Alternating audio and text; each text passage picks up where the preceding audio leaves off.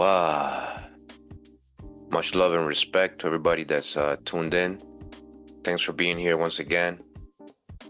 Today, I thought I'd read this great book right here, since we just had the brother A New Breed on in the last video, talking about his heritage. A lot of that heritage coming out of North Carolina, and a lot of his ancestors were classified as free people of color when they were American Indians. So this book we have here, which is called North Carolina's Free People of Color, 1715-1885, by Warren Eugene Miltier Jr. It's going to correlate with the research and previous presentations that we've done throughout the years. And we're going to show how people were being, again, misclassified. Paper genocide, literally. This really happened. Yeah, American Indians were being labeled free people of color, or free Negros, free Mulattoes, things like that. So let's get into the book right away. Thanks for tuning in. Again, North Carolina's Free People of Color from 1715 to 1885, Warren Eugene Miltier Jr., Louisiana State University Press, Baton Rouge. We're at the introduction of the book.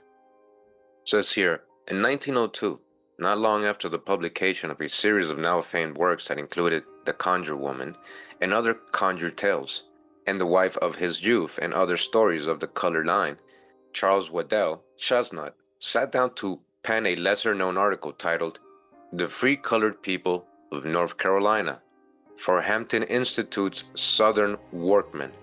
Born to parents who were free persons of color before the Civil War, Chestnut used his intimate knowledge of the population of his study along with other sources to describe the social position and ancestral origins of the free colored people. He wrote that status of these people prior to the Civil War was anomalous but tenable. In describing their origins, Chestnut mentioned mixtures between Negroes, whites, and Indians, all in parentheses. So-called whites, what whites, Are they really talking about pale-skinned people? What we picture today, a white person supposed to look like? Now remember the previous videos?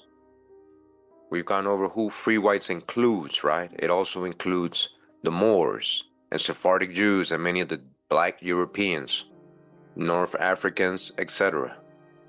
And I just want to remind everybody that, we're reading this great book. We're going to read some great information. And when it comes to the research that he did on his genealogy, he's on point.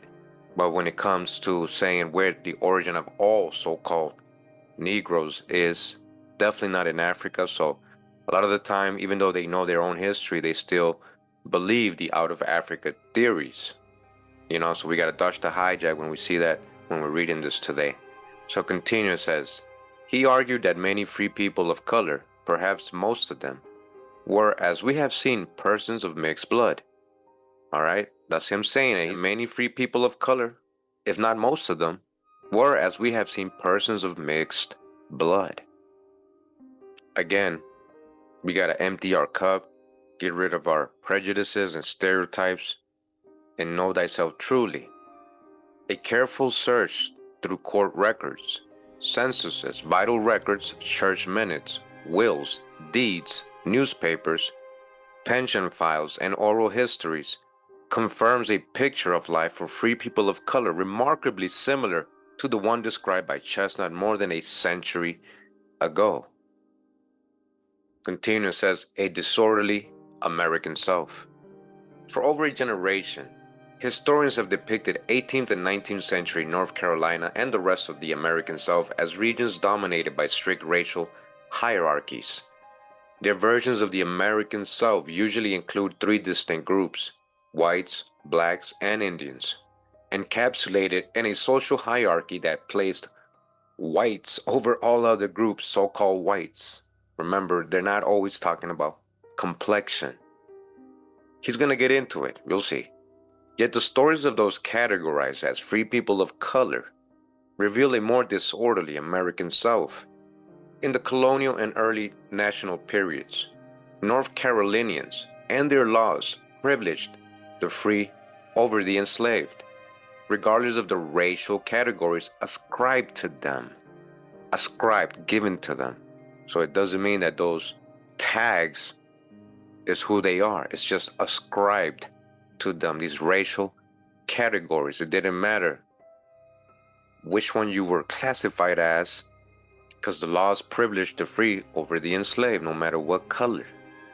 While the degree to which free people of color were the legal superiors of slaves varied across time, this book argues that the legal position of free people of color generally remained closer to that of whites than to that of slaves. Listen, same privileges, so-called whites. They were just like the whites, they were free. Orlando Patterson explained that slaves were the socially dead, agents of their masters with no legally recognized connection to kin or ancestors. Historians have repeatedly shown that slaves in every society developed strong social bonds, but none of those relations were legally binding. In contrast, North Carolina law always allowed free people of color, like whites, legal personhood and recognized connection to kin. Alright? Even during the 1850s and 1860s, when legal limitations were greatest, free people of color retained numerous privileges, unable to enslaved persons, including the right to own property, access to the courts, the right to keep their wages, and the freedom to leave the state without permission. Now, I just want to remind everybody that let's not forget the freedom suits that the so-called slaves went to. So they had access to the courts too. It wasn't just the free people of color, but also the indentured servants could go argue their case if they think they're being held wrongfully. Free people of color from the colonial period through Reconstruction faced many social, economic, and legal challenges. Prejudice, poverty, and violence were among their various experiences. Yet these obstacles never condemned them to a position close to slave status. The ability to own real and personal property, alright, again, meaning they own slaves too, seek restitution in the courts, and maintain legally recognized bonds to family distinguished even the poorest free person of color from the most fortunate slaves. At any moment, the circumstances of an enslaved person could change forever. With the death of a master, a collection of a debt, or a master's decision to sell an enslaved person away from all things familiar. Right? Again, just want to emphasize they're talking like slavery was kunta kinte, like, white slave masters and African slaves. So you got to break out of that. A lot of this is just indentured servitude. A lot of this is just family owning other family members, or just hiring people to work on their farm for a number of years. That was the indenture. And again, we also have the cases where they're grabbing small children, Indians, right? After they ship their whole family to the Caribbean, and then putting them under an indenture until their 20s. So when they're talking about people getting freed and masters dying, well, that's because the contract is over. So again, it says at any moment the circumstances of an enslaved person could change forever with the death of a master, a collection of a debt, or a master's decision to sell an enslaved person away from all things familiar. Many enslaved people never met such changes in circumstance, but the possibility that lingered over them made their position distinct in comparison to free persons. North Carolinians' attempts to categorize themselves into races imbued with specific legal and social privileges, natural attributes, and values always conflicted with their efforts to understand one another in terms of gender, class, reputation, kingship, and occupation. This internal struggle prevented them from agreeing about the proper social relations between those categorized as white, not that they're white. Listen to the words, listen to what he's saying, how he's writing it. So they had a struggle agreeing about the proper social relations between those categorized as white and those classified as free people of color, all in parentheses, 2 words, right? Across time, radical political figures emerged who preached that free people of color and slaves were part of a degraded race naturally beneath all. whites. What whites? Right? What whites? All right, so I just want to belly flop to this part of the introduction. It says here in this part of the introduction, understanding racial categories. It is important to emphasize upfront that free people of color operated in society as a category and not as a term that referred to a fixed group of people, okay? It was a category. Pay attention to what he's telling you. North Carolinians may have imagined otherwise, but the evidence in this book demonstrates that free person of color was not necessarily a label an individual carried for life. For someone to categorize another individual as a free person of color did not mean that the label became an essential part of that individual's being. Free person of color was simply a label that signaled an individual was free but not considered white. All right? He was free, but he wasn't one of the whites. In a society dominated by an ideology that called for the acceptance of white categorization as normative. So they were trying to make the category of making people white, so-called white, a normative.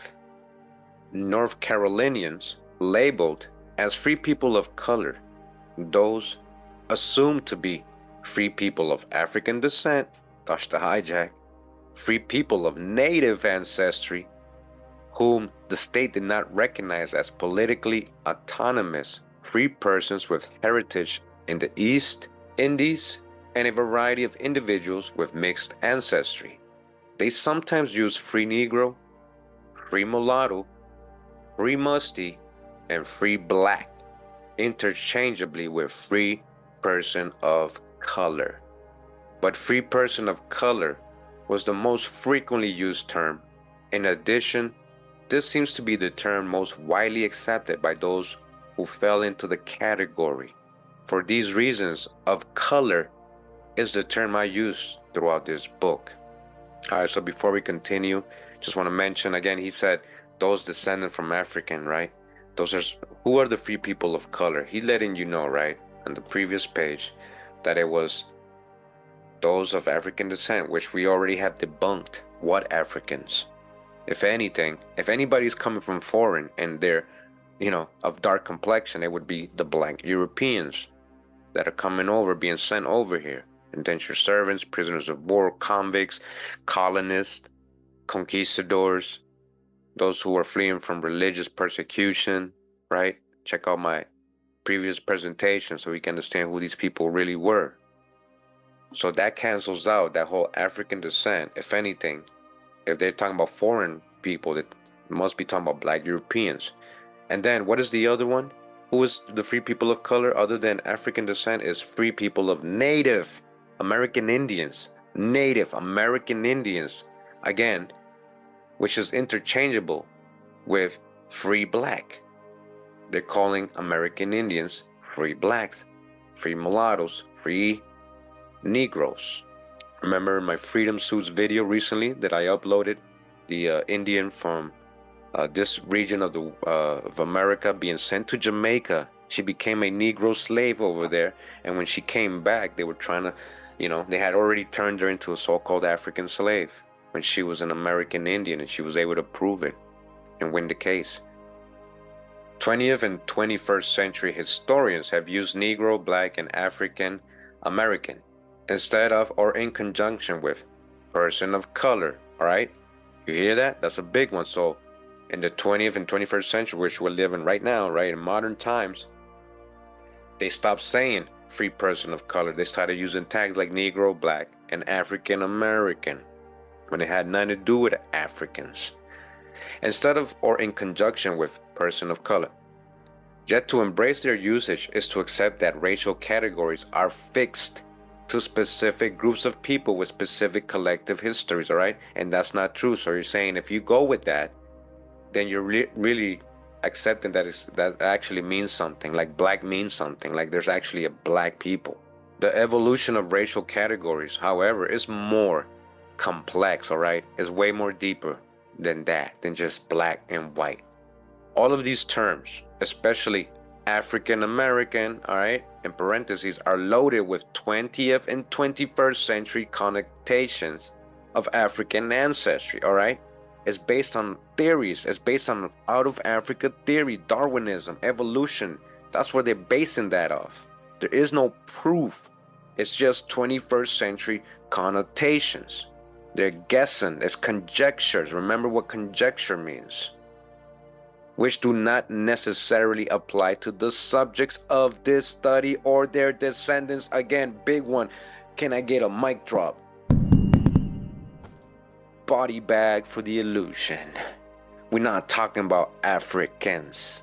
It does not apply to the subjects or the people they're talking about in this study or their descendants. We ain't talking about African ancestry though. That's just 21st century hijack. Jesse Jackson, 80s. As this book demonstrates, not all individuals categorized as free people of color okay, had African ancestry. I'm gonna repeat that. As this book demonstrates, not all individuals categorized as free people of color had African ancestry. Thus, your own hijacks. No, DNA, no, we already debunked that too. You can't go spit in a tube and think you're gonna find your tribe. What are you, crazy? I'm quoting Henry Gates. You have to do your genealogy. Those are scams. Those DNA tests are for entertainment only. Of course they're gonna tell you you're African. That's part of the hijack. That's part of their deception. That's part of the lies they've been telling us all our lives. They ain't gonna start telling you the truth with a DNA test. They don't promote things to tell you the truth. And they are not collectively the ancestors of people described today as blacks or African Americans, all right? And it's not me making this up. I know you guys are not blind. You guys can read with me. Listen to what he's gonna say. He's gonna agree with me what I just said. Because these people in this study, he just told you, they don't have no African ancestry. And they are not collectively, all right, I'm gonna highlight that for you too. They are not collectively the ancestors of people described today as black or African Americans. But we get a lot of Pan-Africans in the comments, you know. You guys haven't done no genealogy. I already know. And you guys are just emotional. I understand what they told you in school and what you believed all your life. But this is not about beliefs. This ain't a religion. You have a religious mind state when you're believing out of Africa theories. When people really do their genealogy like this author did, he sees that the people that are being called today black or African Americans, they don't have no African ancestry. Large numbers of people who today are the descendants of free people of color self-categorize or are classified by others as white and Indian. Okay? Making Indians white in Virginia. Remember my past presentations on that. And when we're talking about status and not complexion, and when Negro means bondage or indentured, and white means free or a property owner, then it's a whole different game here. Again, a lot of free people of color, they self-categorize themselves or by others as white and Indian. The story of free people of color may be one of the best examples of racial categories being made and remade in American history, being made and remade again and again. You keep changing, right? You keep changing. You go from Indian, colored, Negro, black, African American, and so on and so on. Additionally, some older descendants of free people of color have explained to me that their ancestors understood black, right, so-called black to be a derogatory term. Why are you calling yourself black? Your ancestors didn't call themselves black. Derogatory term for many of them, and not one they embraced as self-descriptor. They didn't call themselves so-called black. What you mean black?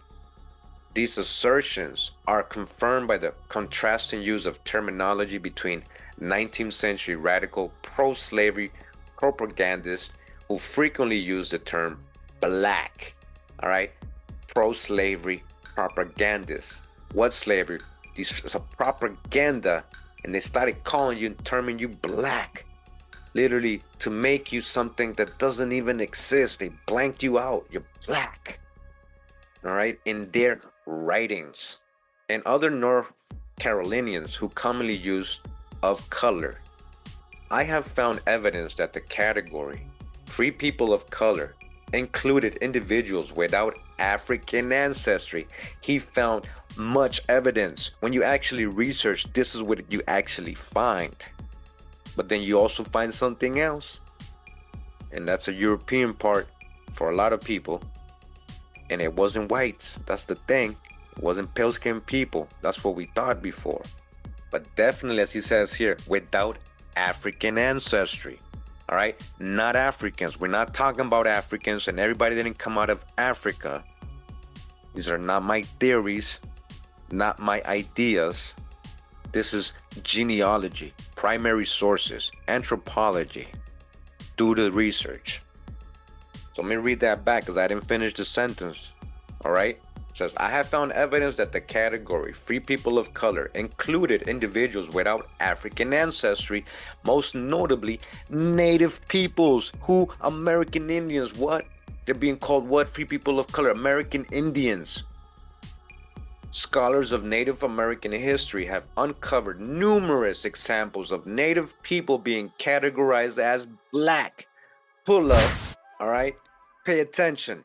Scholars, people who actually do research, real scholars, not people who do vlogs on YouTube and just talk all day. Scholars of Native American history or American Indian or indigenous history of America, the scholars of indigenous history of America have uncovered numerous examples of American Indians being categorized as black, so-called black, colored, or mulatto. Don't talk to me about what you think you know. Show me the sources. Prove to me they're African without DNA tests, fake DNA tests. That's all you got in a movie called Roots. That's all you got.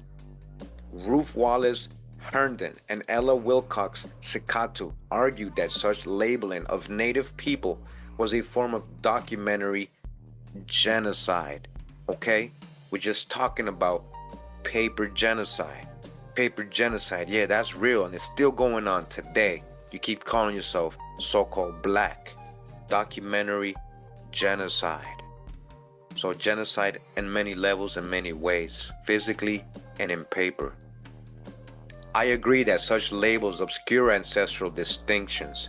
I also think and show, however, that racial categories have never truly acted as accurate indicators of ancestry. Whites in 19th century North Carolina were quite aware that they had branded Native people as colored. They knew what they were doing. Listen to what he's telling you. And even after such labeling retained memory, or at least they believed that certain free people of color were Native people. With this understanding, I urge scholars, I urge you, if you're listening, if you're a true scholar, to reimagine the genesis of racial categorization for American Indians in the United States as in other parts of the Americas.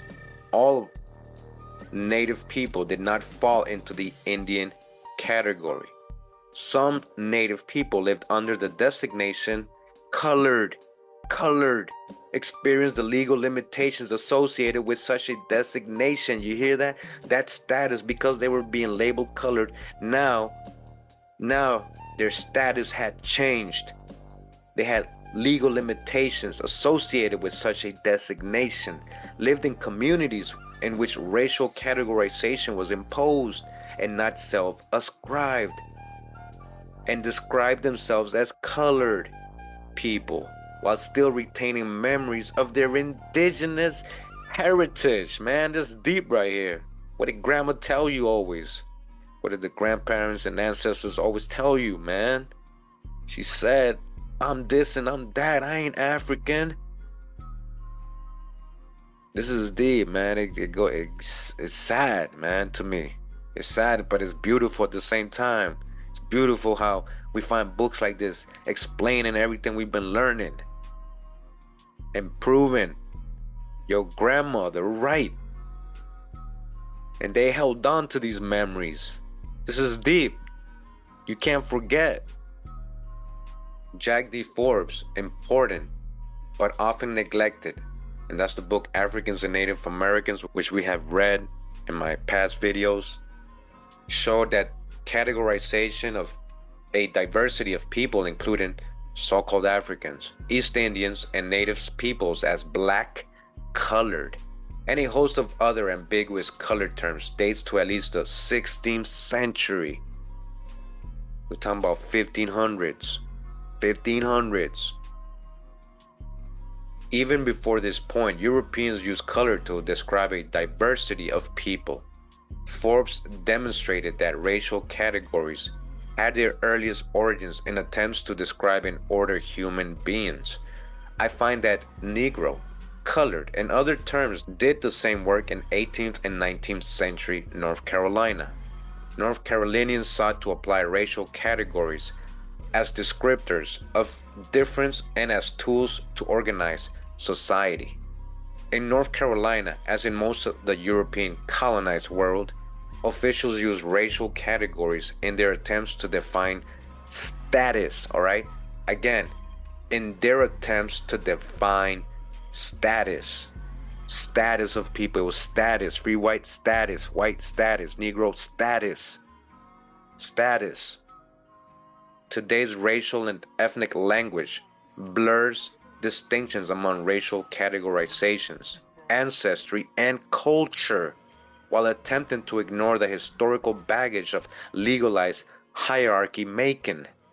We discuss whites, European Americans, and Caucasians as one people, blacks or African Americans as another, and we refer to other racialized people in a similar fashion. Just want to remind everybody, again, I'm going to keep going over it because when you repeat things, you know, like just like in school, they make you repeat things until you take the test to see if you remember. What does free whites mean? Look what it says in the bottom about Caucasians. Free white does not mean Caucasian race, Aryan race, or Indo-European races, nor the mixed Indo-European, Dravidian, Semitic, or Mongolian peoples who inhabit Persia. And right above it, free whites again includes Moorish inhabitants of Spain and Portugal. Again, continuing, this book shows, however, that not all people of African descent are black or African American. Today, all white people are not solely of European ancestry. Hello. And not all Americans, fight Allah, fight Allah, with indigenous heritage are not Indians. Historians of the United States have rarely taken this reality into serious consideration. That's why people are so emotional with this kind of information.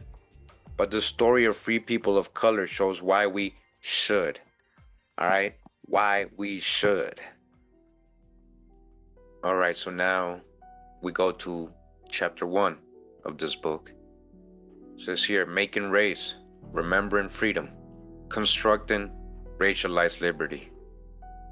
As George and Joseph Bennett prepared to leave Gates County, North Carolina, to cross into neighboring Virginia, the two young men met with local justices of the peace to obtain freedom papers.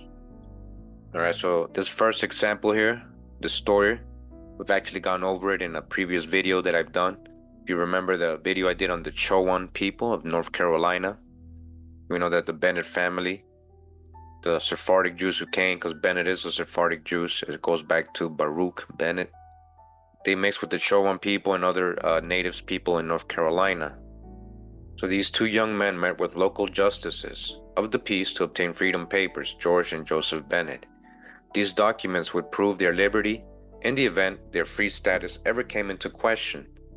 The justices provided each man with a document dated May 14th, 1794, that explained that he was freeborn and the son of an Indian. All right, they're talking about the maternal line, right? The maternal line, an Indian, and a free woman. So their mom was an American indigenous woman.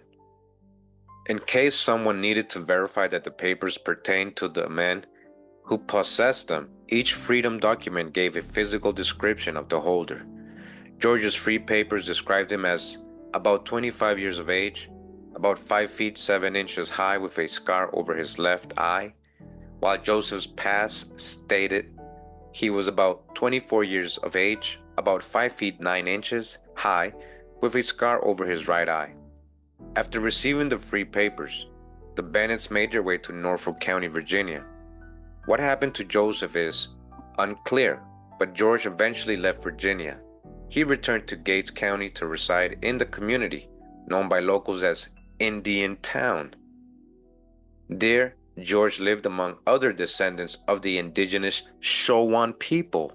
Okay? So again, make sure to check out my video for the full-length documentary on this.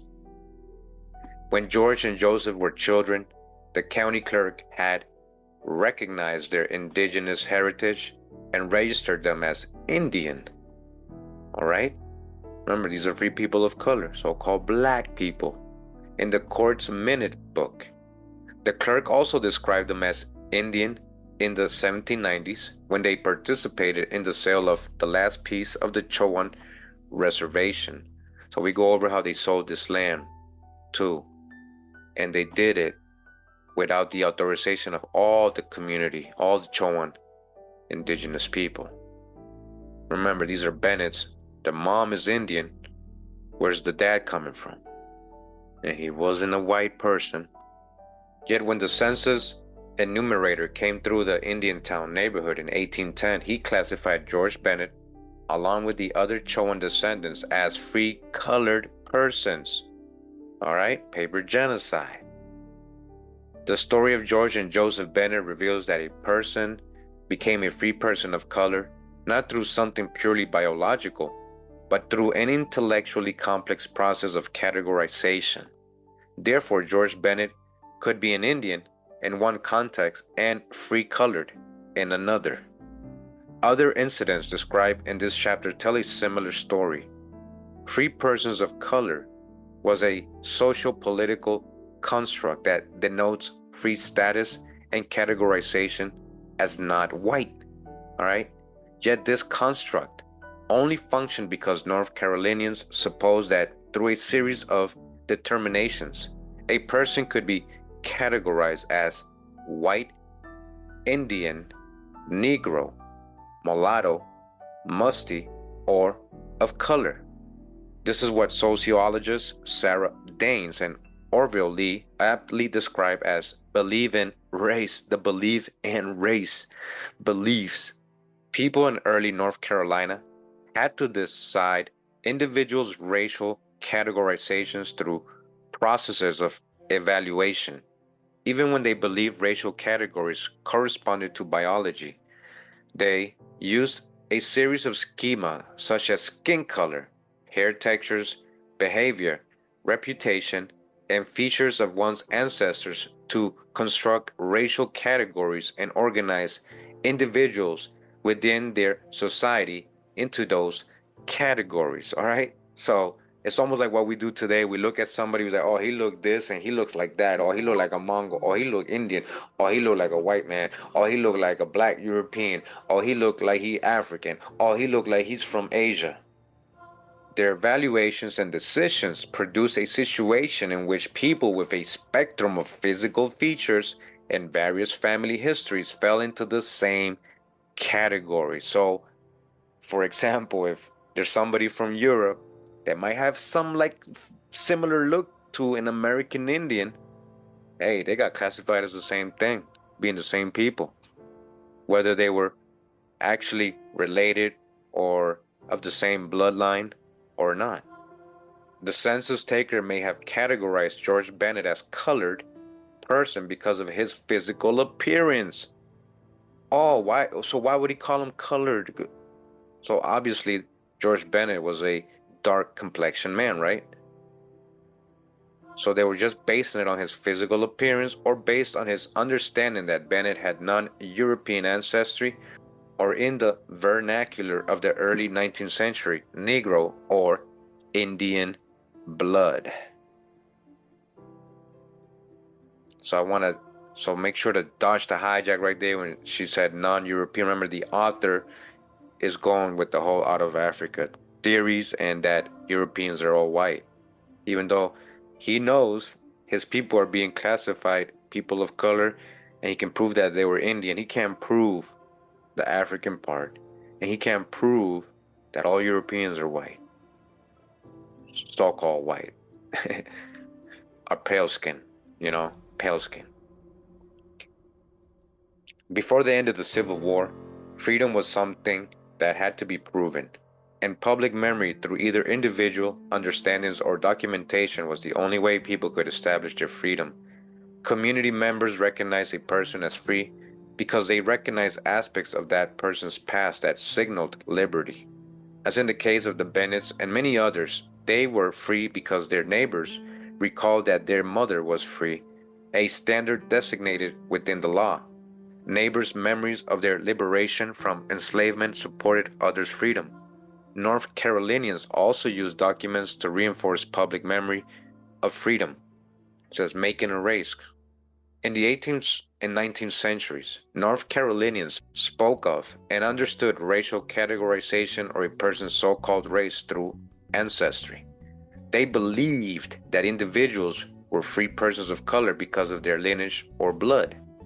In reality, however, they actually had to rely on schemas to categorize people as white, Indian, colored, Negro, mulatto, or musty. Sociologists have defined schemas as mental structures in which knowledge is represented.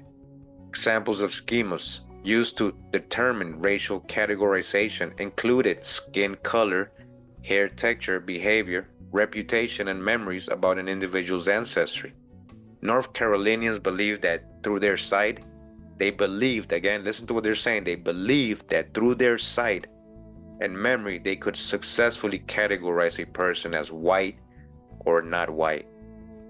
They believed they were using their eye, they were just going off the physical. They agreed that dark skin made someone colored, while fair skin made someone white. So if you were fair skinned enough, oh yeah, he's white. If you were dark skinned enough, oh, he's colored. This is the aspect of so-called race that is cultural. Yet because schemas such as dark skin and fair skin are mental representations and not actual things in the world, all right, that's not real. It's all in your head. Interpretation based on a physical look. But again, these are not actual things in the world. North Carolinians regularly failed to agree on the border between dark skin and fair skin, and therefore sometimes struggled to classify people, inconsistently categorized people, or disagreed about individuals' categorizations. Legal experts and common people all attempted to define free persons of color by discussing ancestry. In their 1857 opinion for the case State versus Shavers, all right, who's the Shavers? The Shavers, most of the Shavers would be Saponi Catawbas suing people. Members of the North Carolina Supreme Court declared free persons of color may be, then for all we can see, persons colored by Indian blood, or persons descending from Negro ancestors beyond the fourth degree. All right, so they didn't say Africans, they say Negroes. What Negroes? And again, these are all tags. What are they calling so-called Negro? But they're letting you know that it also included Indian blood. People believed that ancestry could be connected to racial categorization, largely because of the schemas they associated with certain types of ancestry aligned with the assumed ancestry or race of an individual. North Carolinians could be certain that Sam Balaam was a person of color because his skin was very black.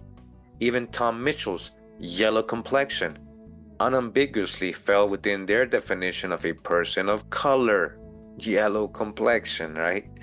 We've seen runaway ads listing the person, calling him a Negro as bright yellow, bright yellow complexion. Thomas Bowser's bushy head of hair, along with his very dark complexion, supported his categorization as a colored person.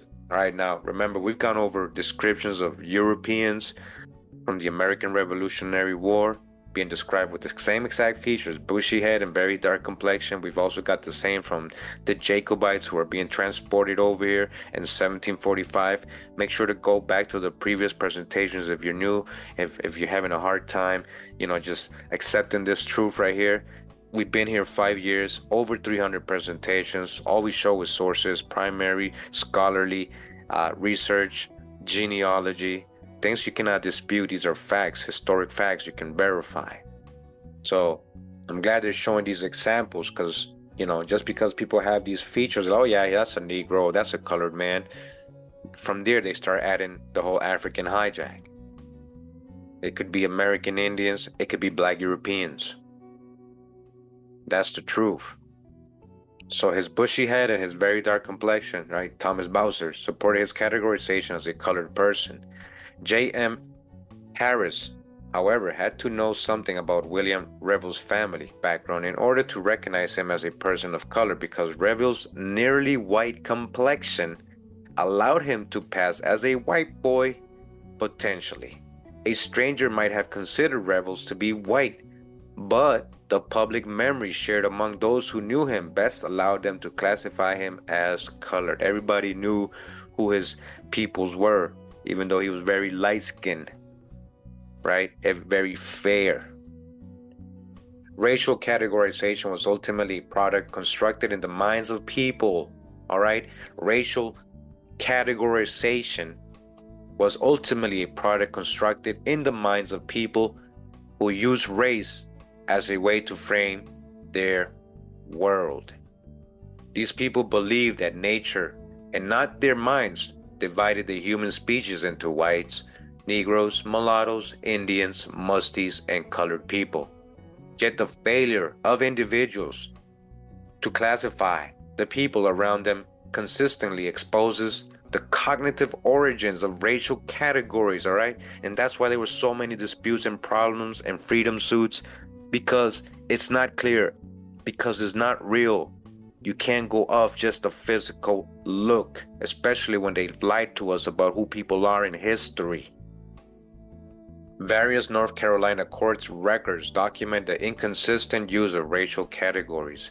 In 1771, the Edenton District Court clerk referred to Philip Chavis of Anson County as a Negro, mulatto, and musty within the same set of documents for a single civil case.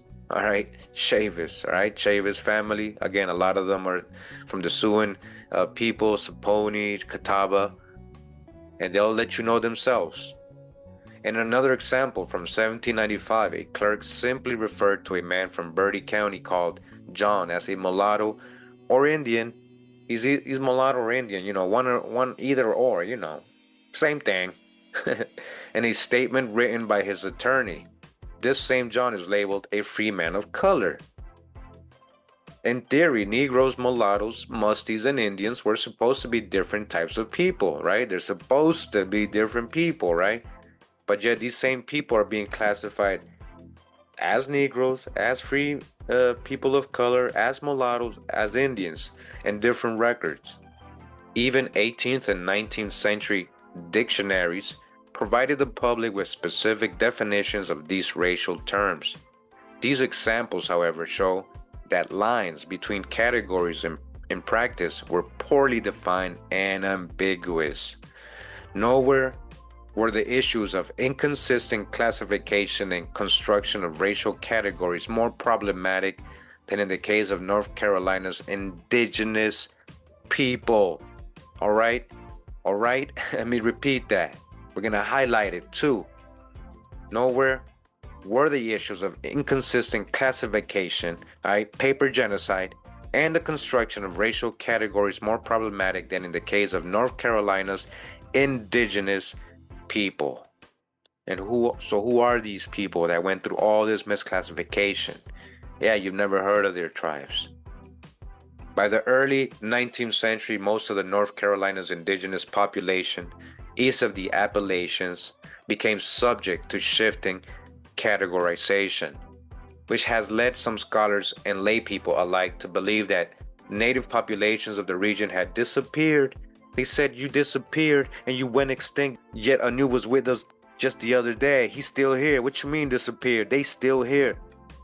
These North Carolina tribes are still here. They're just being called so-called Negroes today, or whites. African Americans, so-called blacks.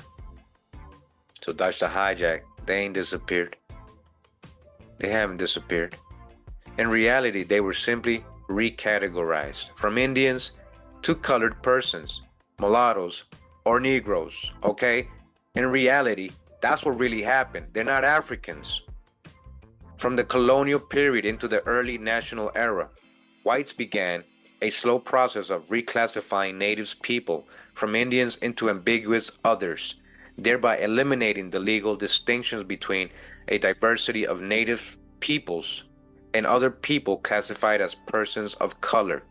From their arrival in the Americas, colonists, all right, again, who's these colonists? Stop thinking pale-skinned people. Bound natives people, all right? What? Enslaved or bound them, put them in an indenture. Who? Black European colonists too. It wasn't all pale-skinned people. I really strongly believe it was more black Europeans. So colonists bound native people to certain areas of land, just as they associated their neighbors in Europe to certain territories. The earliest maps of North Carolina show territorial boundaries for each native nation that inhabited a particular area. From this point on, the colonists would associate certain land masses with particular native people, all right? That's a major one right there. That's true. You know, Indians, even though they had a main area, they didn't just stay there. They were going all over the place. They were doing trade everywhere. They didn't have boundaries. You know, like as New was saying, his people originated in Ohio.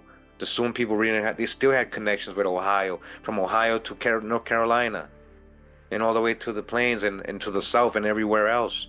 Trade was going on. They weren't confined to a specific area. That was the Europeans who started doing that, saying, hey, you guys, this is your area. Stay right there. From this point on, the colonists would associate certain land masses with particular native people. Colonization itself, however, threatened to destroy the colonizers' system of organizing native people. Through the 17th and 18th century, the colonizers appropriated thousands of acres of native land for their own use, and thus pushed native people off the exact lands that these colonists had used to define distinct native populations. So eventually they even took those lands. We know that. Who? And it wasn't just white people. Come on, pale-skinned people.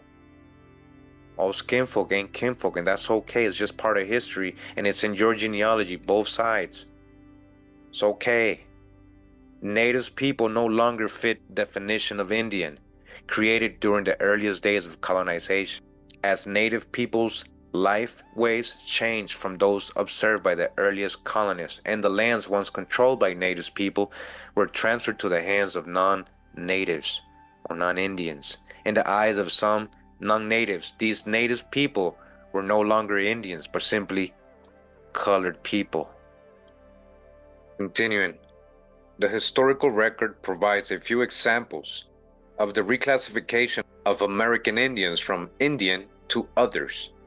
The Chowans and Matamuskets went through processes that convinced local officials to reclassify them.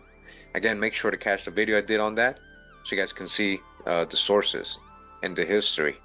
These processes generally included the dissolution of their reservations in eastern North Carolina and changes in their lifeways, including the incorporation of European colonial methods of farming into traditional agricultural practices.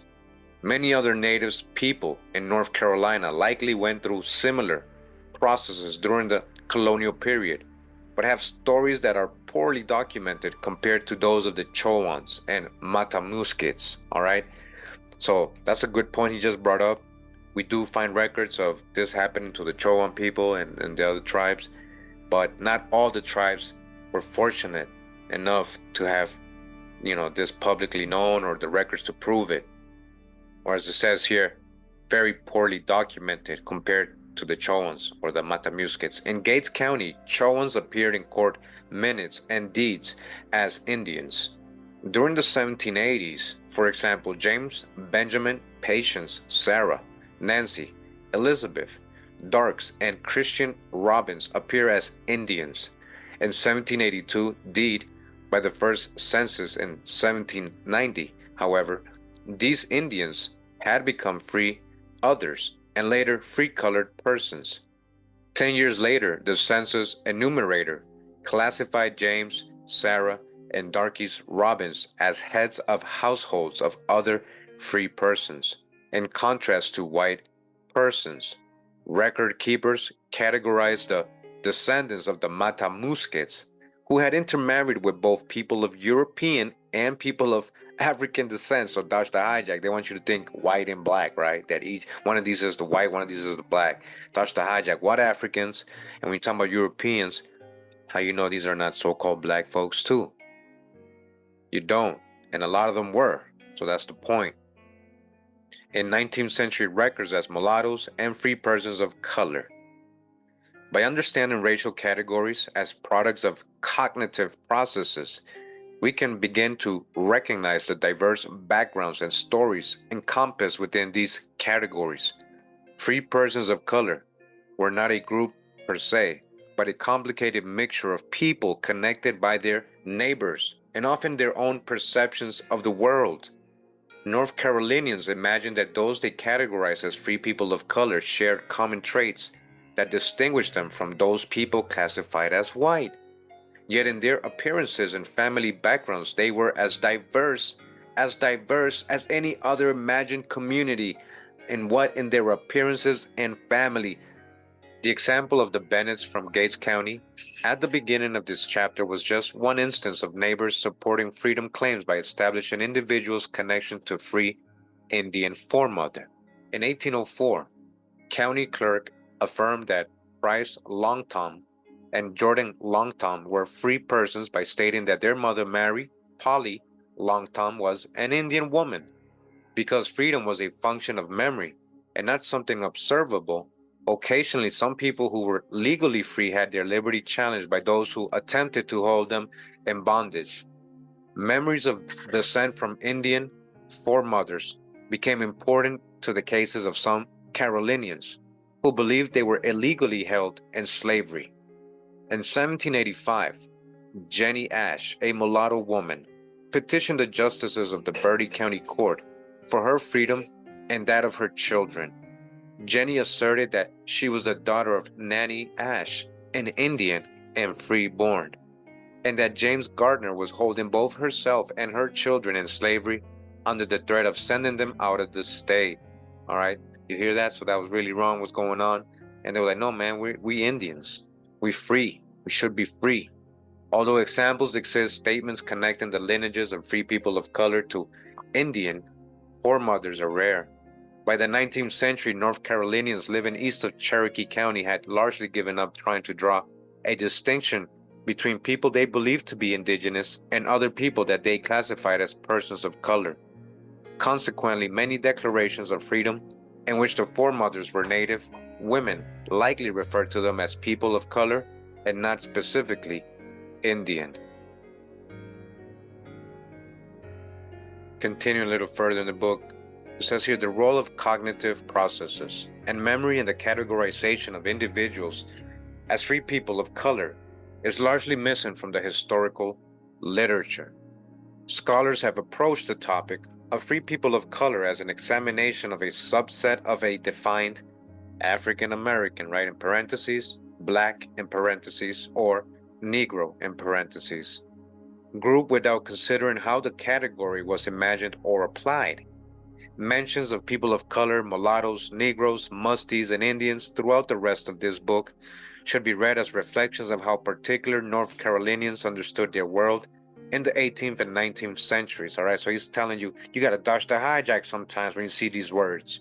Like we've been trying to tell you, many of the people whose neighbors classified them as people of color may have self-categorized differently.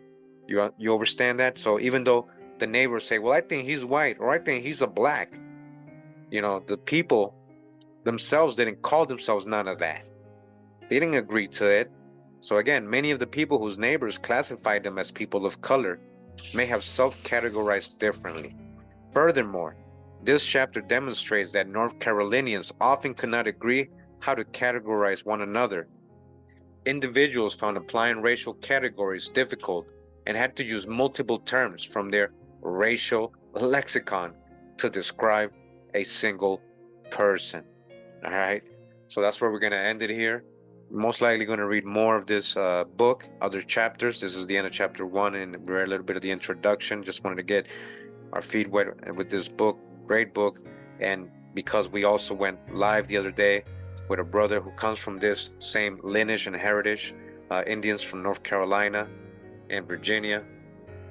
This was happening, there too as well. And again, many of these people became reclassified, paper genocide, not just to Negro, but a lot of them, Indian tribes, different ones from the Algonquin tribes to the Siouan tribes, Iroquois speaking tribes, they were being classified as Cherokee. Let's not forget that too, a lot of them. So I hope you enjoyed this information. Just wanted to do a real quick video. I guess to some is quick, to some is long. Depends on how you see it. Thought it was really good information just to clarify certain things and to hear from somebody else other than me. We got a lot more books coming. I got a lot of books that I've found recently. We're going to definitely go into them. Videos are going to keep coming. The learning never stops. Thanks for tuning in. Allah bless.